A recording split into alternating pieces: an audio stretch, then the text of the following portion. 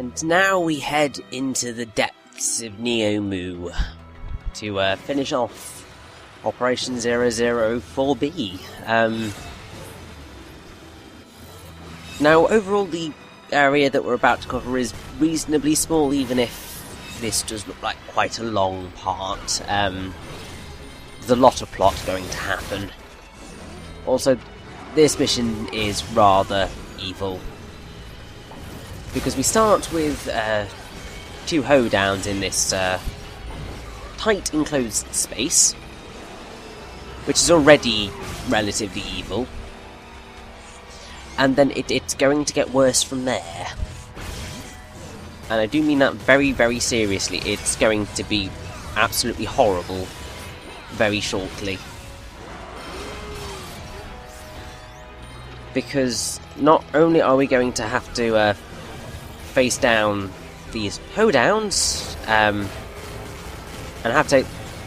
The weapon's not particularly helpful. I wish it was more helpful, but what are you going to do? We also have to face down 2 Megangs in this tiny enclosed space. You really can see why I hate them so much. Especially without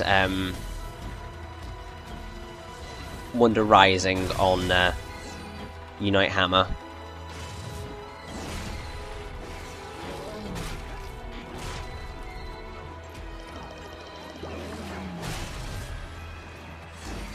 And they are such a pain. It's literally all I can say about them, really. I mean, the one thing that you can say is that they do give you some hint as to what they're about to do. It's just that unlike quite a lot of the other enemies, it's difficult to, well, that their tells as to what they're going to do is more difficult to spot than many of the other enemies in the game. They just move a bit erratically for my liking. There's not a whole lot I can... Well, there's nothing I can do about it at all. But either way, they're just too much of a pain.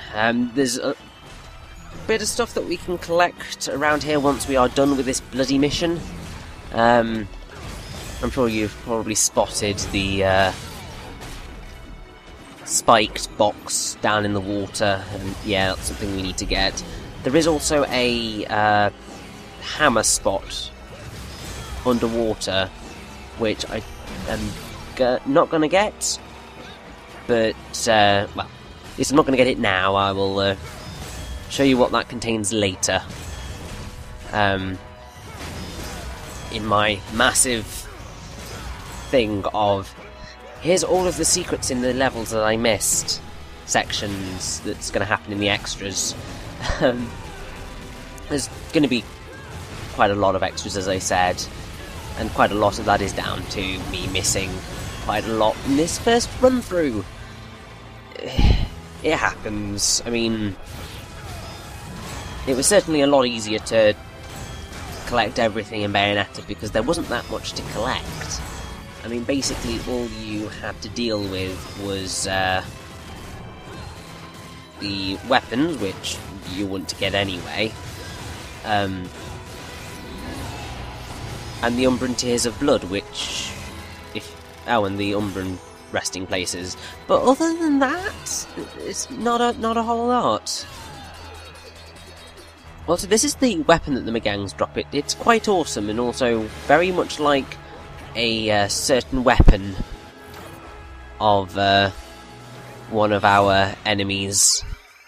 It's very much like Chugi's Naginata. But in the water here we have Wonder Padlock. I honestly don't know how these people are still breathing, what if they've been underwater for so long, but there we go. Now, I don't know whether I quite mentioned it in Operation 001, but I'll mention it now, seeing as there are fish here. Basically, you're going to want to catch 10 different schools of fish. Because it gives you a bottle cap, which is what a haul. Which is quite fun. I mean, it's a very, very, very easy bottle cap to get. Like, ridiculously so. Because, I mean, I believe you can pretty much just probably get it in Operation 1A. Because you've got at least, well, you've got 3 bits of water that you can drop into. And the third one, which I missed, has got a ridiculous amount of fish in it. Like, you have no idea how many fish they've got in that damn thing. But even if you don't get it by that point, you've got all the fish that you can collect in this operation, and there are even more fish that you can collect in the next operation. So you really shouldn't not be able to get that bottle cap, because it's really, really easy.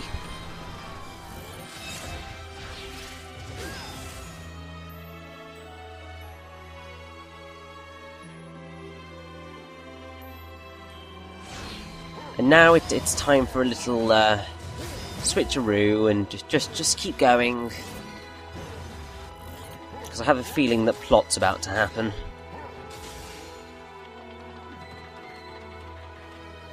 Oh look, there it is. Hello, Vision. That isn't my little big boy. Fancy finding you here. I am not your little big boy. Vision.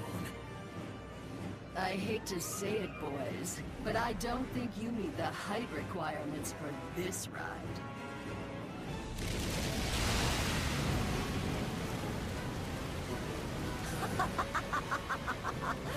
Careful. Tide's rising. No rain check this time, Vision. My Valiantium blade's got your number. Blue, now is not the time. Ah, Blue. Always running off. But I mean, the only thing we can do is wonder build all of the wonderful ones into that gap and plug the hole. Right?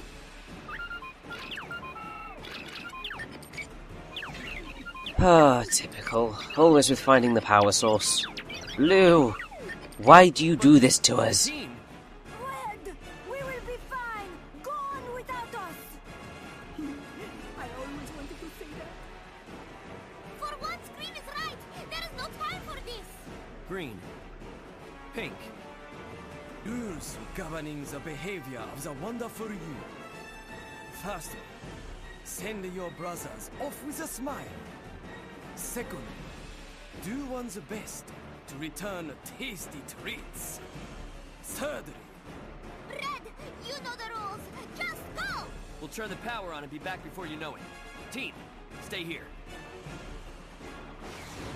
Not a whole lot else they can do, Red, unfortunately. They're kind of forced to stay here, you know, they're kind of stuck in the wall. So yes, we basically spend the rest of this operation with Red on his own. Which is about as annoying as you'd expect. Oh! Look who it is. It's time we had a little chat. I don't have time for idle talk. If you get in my way, I'll have to use force. What?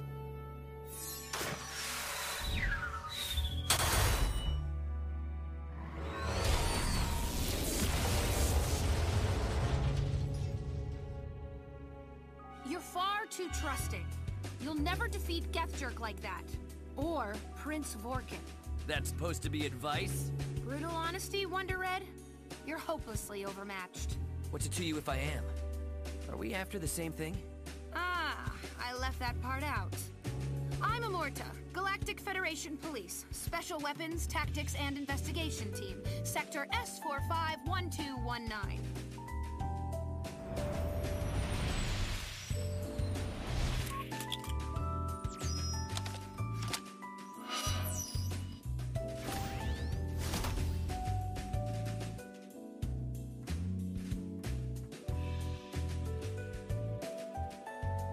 Galactic Federation Police? Yes. We've been monitoring Vorkin. He travels from planet to planet recruiting the strongest warriors he finds into Geathjerk. His space pirates are the most powerful 100-man team in the galaxy. And they're going to tear your little ragtag band to shreds. What? Wait! You've only got one hope to defeat Vorkin. Figure it out soon, or your planet's going to be space dust. Peace out! So, that was Immorta, who obviously are going to be a reasonably big part of the plot as we go forward. Red? I will... yes. She kind of turns up every now and again, Still on my mission. We just and unfortunately right now, there is going to be a lot of talking between Red and Blue as they fight.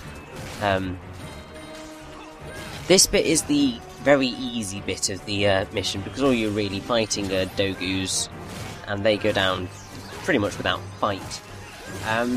So, Immorta is voiced by Stephanie Lemelin, who has been in a reasonable amount of things, but nothing that I would say is particularly well known. I mean, I think her most well known role is as Artemis Croc / Artemis / Tigress in Young Justice, although she was also Abigail Misty Briarton in Call of Duty Black Ops 2, Mei Ling in Kung Fu Panda Secrets of the Furious 5, Thorn in a thing called Cavemen, and yeah, it's about all I can really get on her, unfortunately. Power to activate the floodgates.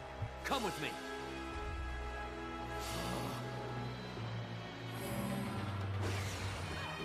Tough, Blue. You're gonna have to deal with this. Now, Immorta's name is very evidently kind of based on the name Immortal. Well, the word immortal, because it makes sense, kind of. But it's also created from a pun in how her name is formed in Japanese. So, in Japanese, her name is written Imuta, which is a pun between Imuto, which means little sister, and Utaka, which is the word for a female hawk / falcon, which makes reference to her ship's eagle-like appearance, well, hawk / falcon-like appearance, which is pretty awesome. Also, well, I can't quite cover this yet. We have to wait until at least Operation 7 before I can really reveal anything else about Immorta, which I feel bad for, because it's happening a lot. There's lots of things that I can't tell you about that are here, because they would be kind of massive spoilers as to what we're going to face. But I don't want to do that. I want to try and keep as much surprise here as possible, because surprise is always really fun, especially with this game, because a lot of people obviously haven't played it and therefore do not know what to expect. Why did you leave the team? To take down some aliens, that's what we're here for. That's the second time you've put the team in danger. As your leader, I think I deserve the truth. Now, let's hear it. Yeah, leader. Just keep calling yourself that. Maybe one day it'll be true. I didn't ask to be responsible for the lives of the team, but I am. One way or the other, you're gonna tell me what I need to know. What did you just say?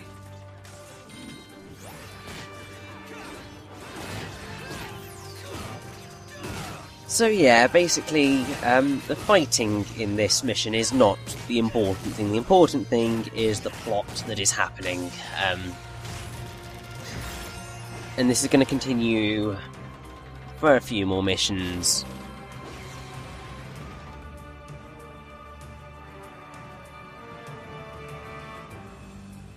Or not. Well, no, it is, but first, we are going to have The other way.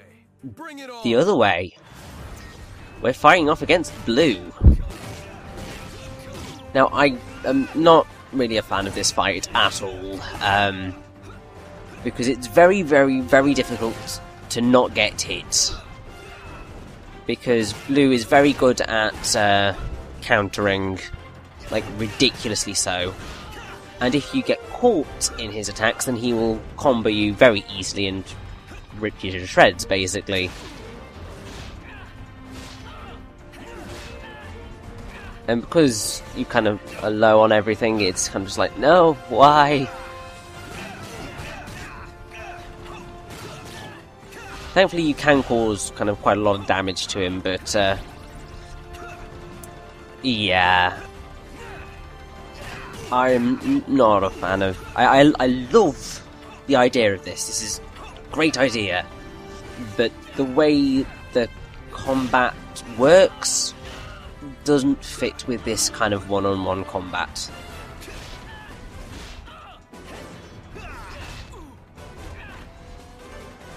Thankfully I have a ridiculous amount of health items, so I can get through this fight by cheesing it somewhat, but still it means I get through it and we can reason with Blue with our fists.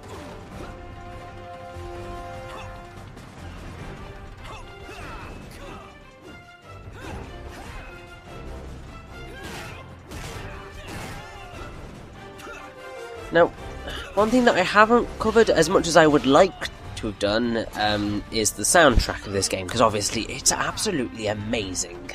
You've probably been able to tell. The reason I haven't covered it as much as I did like Bayonetta's is because all of the names for the songs on the soundtrack are not easy to... well, they are easy to access because they are all located on the game itself, but I haven't sat down and gone through the list of every single song in the game and kind of figured out for myself what that song is and where it's played. Which is annoying. If they'd like released a soundtrack or whatever, I would have bought it and I would have had it easy access. It didn't. It hasn't happened yet. I want it to happen, but I doubt it's ever going to happen. Still, take that, Blue. Now, listen to reason, damn it. That all you got? What happened to one way or the other? No. Is that all you've got? What? You're gonna tell me what's going on, even if I die trying. Dude, what the... Whatever, bro. My arms are killing me. Let's go already.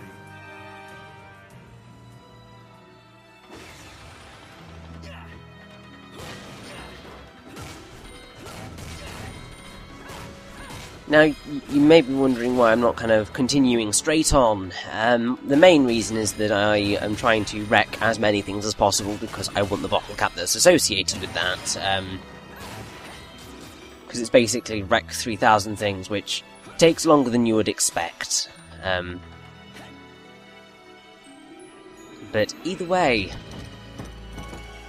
this is a rather odd gear because you have to tap Y to turn it rather than the normal spinny spin. It feels odd because you're just like, what? What's happening? Why am I not spinning? It's because Red's doing it on his own, which doesn't happen at any other point. So they really did think carefully about how things happened depending on how many wonderful ones you had in your team and so on and so forth, which is just really awesome. And here's the point where we get Blue's backstory. And it's rather depressing. It's just been him and me ever since I can remember. Not the easiest life in the world, maybe. Man, that guy's like a superhero to me. You know he was with the FBI, tracking down Geathjerk after the last invasion.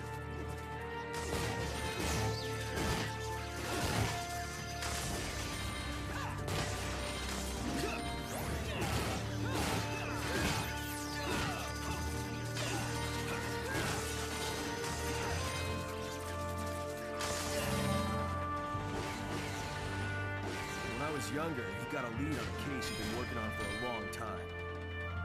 He and his partner were after alien intelligence, Some operatives holed up at a safe house on Earth. They got a tip on the location, so he went to check it out. By check it out, I mean, he went in guns blazing.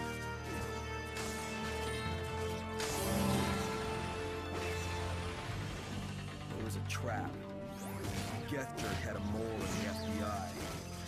His team was wiped out, and worse, they got their hands on some files containing our defense secrets. I'm sorry. Turns out the mole was his partner.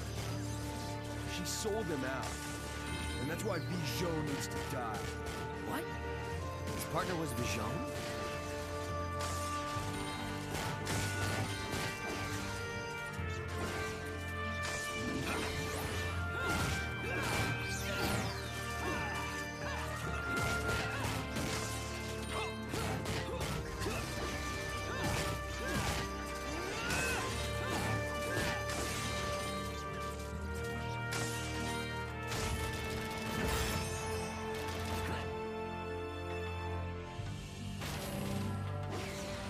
She betrayed him.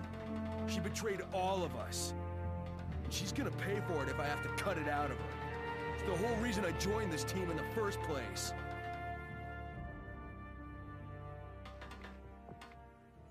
Poor Blue. It really does make you feel sad for him, and really does make you understand where he's coming from, really. I think that song that plays there is called something like Determination. Beautiful track. Pretty much any point that Blue has a moment, the music's pretty beautiful.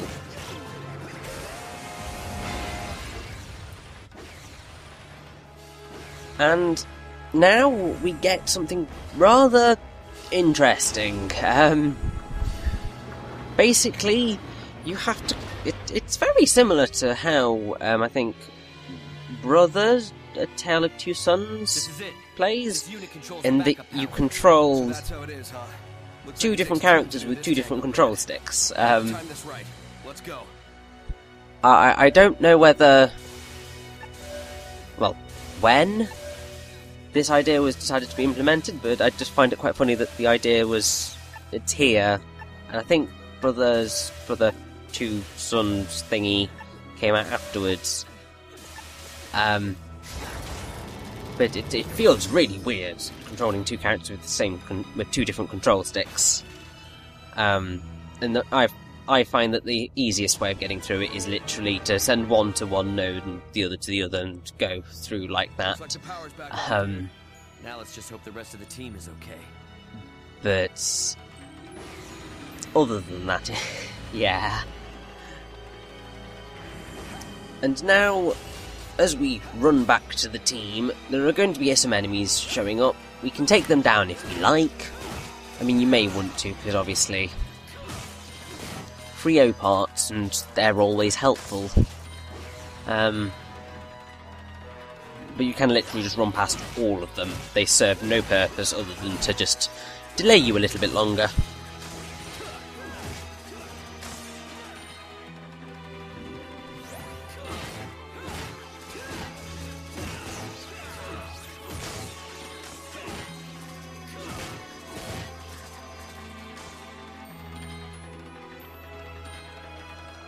Oh, goody, we're at the bridge. This nearly there, and I hope I'm not Jean. interrupting.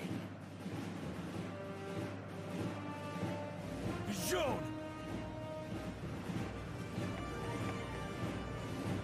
Just the two of you. What happened to your little friends? You all seem to be having so much fun. The team is fine. We'll regroup, and together we'll get rid of you and your kind. Trying to play the hero, are you? Such a sight.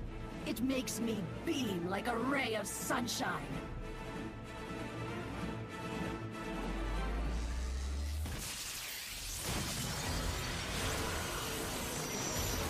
Freaking! Run! going to have a little heart-to-heart, you and I.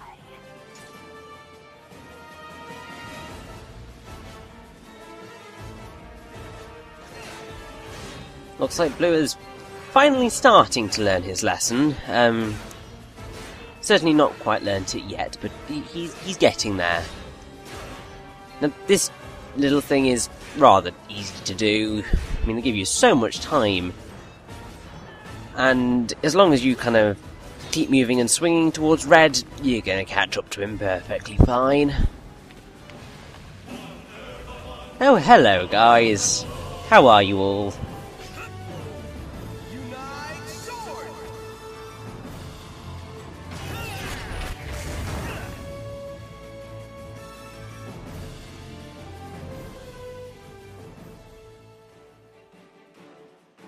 Oh, that was cutting it close, was it not?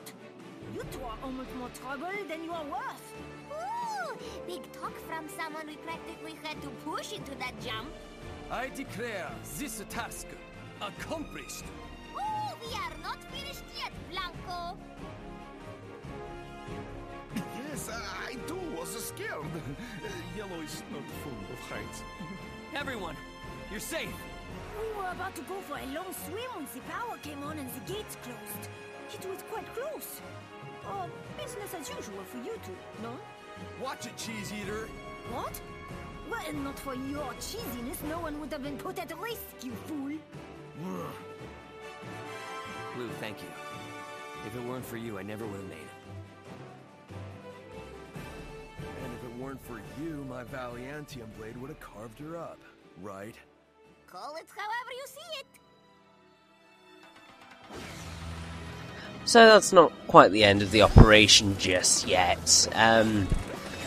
We've got another fight to go before then, and it's a rather wonderful fight, if I'm honest.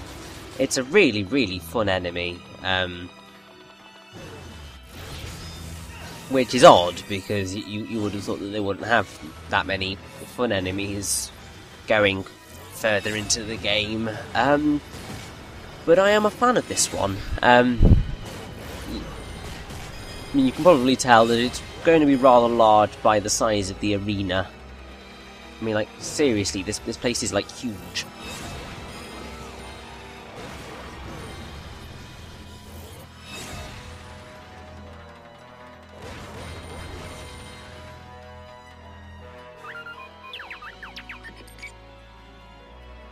The super reactor's down here. And look, I hope. Let us hurry. Don't quite know how Luke got so far in, to be honest. But, oh well, these things somehow magically happen. But here it is. The rather fun enemy that is. The Direxum.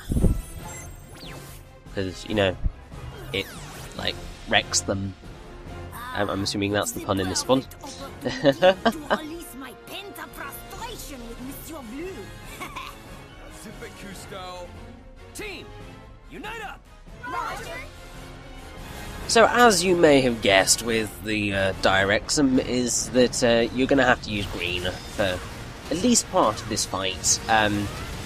Because he is going to fire the big spiky balls at you, and you need to pick them up and fire them back at him to have any sort of good damage on him.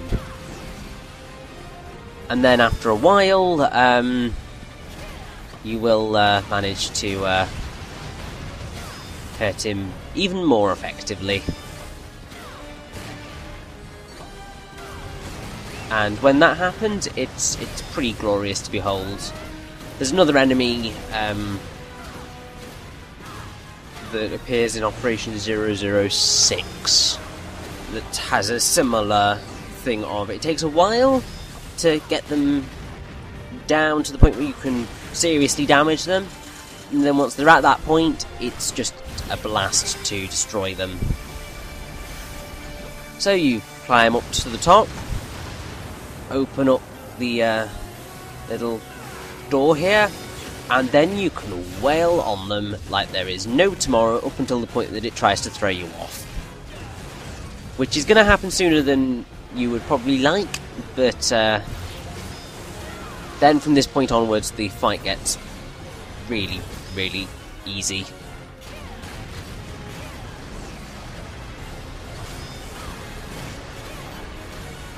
And I'd say, even though kind of really this enemy should annoy me, I think it matches what you want from the Wonderful 101. It's not frustrating to attack like the Megangs, because you are kind of constantly able to damage it in some form. And it doesn't take a whole lot to get it to the point where you can cause kind of mass chaos on them. But either way, oh look, we've got Wonderful Cyclone with the Unite Hand, which is really, really helpful.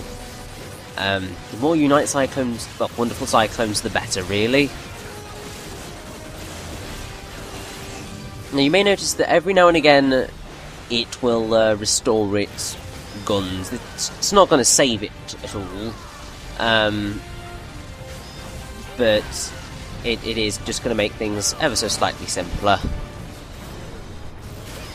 because it just means that we get to keep attacking it and bringing it down.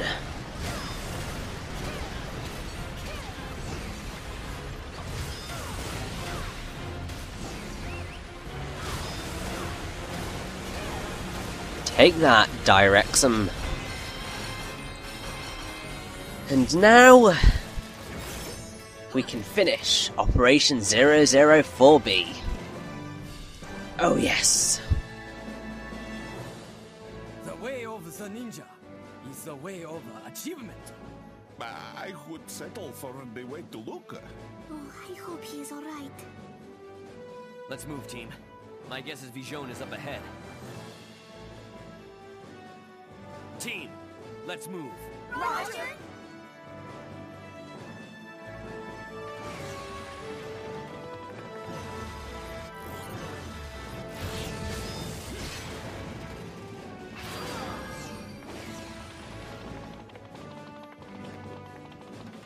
And there we go. The operation is complete. And with that platinum ranking, oh yeah!